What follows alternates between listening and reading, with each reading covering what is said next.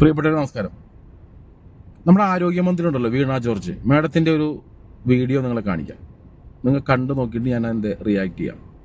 React ചെയ്യാനായിട്ട് അങ്ങനെ താല്പര്യമില്ലാത്തതാണ്, പക്ഷേ ഇത് കണ്ടപ്പോൾ ഒന്ന് റിയാക്ട് ചെയ്യണമെന്ന് തോന്നുന്നു. ഇവിടേക്ക് വമ്പൻ കുത്തകകൾ കടന്നു കയറുകയാണ്. നമ്മൾ ആഗോള കുത്തകകൾ കടന്നു കയറുകയാണ് കേരളത്തിന്റെ ആരോഗ്യ മേഖലയിലേക്ക്. കേരളത്തിന് പുറത്ത് 1.5 കോടി രൂപയാണ് ഒരു ബെഡിന് അവർ ഇൻവെസ്റ്റ്മെന്റ് നടത്തിയത്. ഇത് യാഥാർത്ഥ്യമാണ്, ഇത് കണക്കുകളാണ്. പക്ഷെ കേരളത്തിൽ ഒരു ബെഡിന് അവർ ഇൻവെസ്റ്റ്മെന്റ് നടത്തിയിരിക്കുന്നത് 2.5 കോടി രൂപയാണ്. മാഡം പറഞ്ഞത് കേട്ടില്ലേ? അതായത് ആഗോള കുത്തകകൾ ആരോഗ്യ മേഖലയിലേക്ക് ഇവിടെ നുഴഞ്ഞു കയറുന്നു എന്നാണ് മാഡം പറഞ്ഞു വയ്ക്കുന്നത്.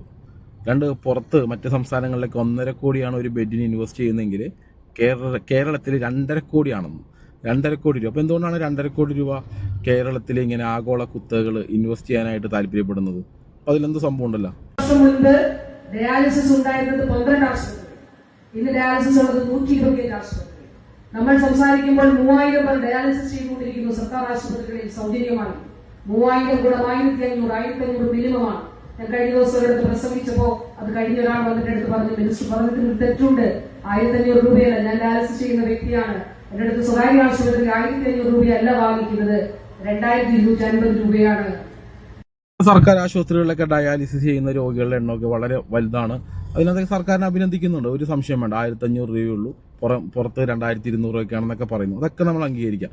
ആ കാര്യങ്ങളൊക്കെ ഓക്കെ. അത്രയും രോഗികൾ നമ്മുടെ നാട്ടിൽ കൂടുതലാണ്. അപ്പോൾ അതുകൊണ്ടാണ് എനിക്ക് തോന്നുന്നു ആരോഗ്യ മേഖലയിൽ ഇപ്പോൾ ഗവൺമെൻറ് ഹോസ്പിറ്റലിൽ പോയാലൊന്നും ഡയാലിസിസ് ചെയ്യാനൊന്നും സമയമൊന്നും കിട്ടുന്നില്ല, സമയത്തിനൊന്നും ചെയ്യാൻ പറ്റില്ല. അതുകൊണ്ടായിരിക്കും പലരും സ്വകാര്യ മേഖലയിൽ ഹോസ്പിറ്റലുകളേക്ക് ആശ്രയിക്കുന്നത്. പിന്നെ അടുത്തൊരു കാര്യം കേൾക്കാം.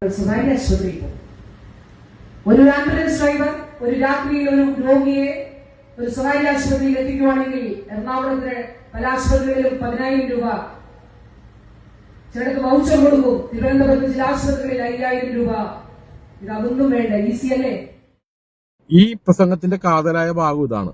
തിരുവനന്തപുരത്തുള്ള ഒരു രോഗിനെയും കൊണ്ട് ഒരു ആംബുലൻസ് ഡ്രൈവർ പോയി കഴിഞ്ഞാൽ 5,000 രൂപ കൈപ്പറ്റുന്നു സ്വകാര്യ മേഖലയിൽ നിന്ന്. അതുപോലെ എറണാകുളത്താണെങ്കിൽ, എറണാകുളത്ത് നിങ്ങൾക്കറിയാം മൾട്ടി സ്പെഷ്യാലിറ്റി ഹോസ്പിറ്റലുകളുടെ എണ്ണം വളരെ കൂടുതലാണ്.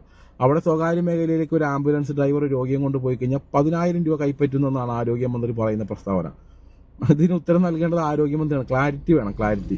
ഇതിന് അങ്ങനെ ഒരു സംഭവം ഉണ്ടെങ്കിൽ ഇതിനെതിരെ അന്വേഷിക്കേണ്ടതും ഇതിനൊരു കുറ്റക്കാർക്ക് നടപടി എടുക്കേണ്ടതാണ് ആരോഗ്യ വകുപ്പാണ്. അല്ല, ഇങ്ങനെ ഒരു നാട്ടിൽ സംവിധാനം നടക്കുന്നുണ്ട്.